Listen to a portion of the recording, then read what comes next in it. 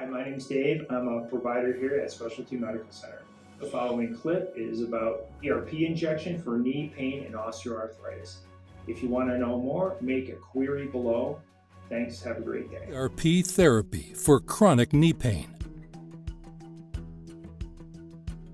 If you have pain in your knee, platelet-rich plasma therapy may help.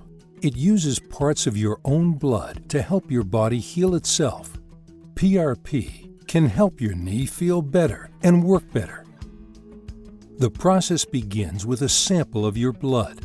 It is spun around in a centrifuge. This separates it into platelets, plasma, and red and white blood cells. The platelets are then concentrated and mixed with some of the plasma. This mixture is called platelet-rich plasma. The doctor injects this into your damaged tissues. After the injection, your immune system, the system that keeps your body healthy, reacts quickly. Special white blood cells called macrophages rush in. They take away damaged cells. They help prep the site for healing. Then, stem cells and other cells begin to multiply. Over time, they repair and rebuild damaged tissues. After the injection, you can go home. You may need to come back for more injections as you heal.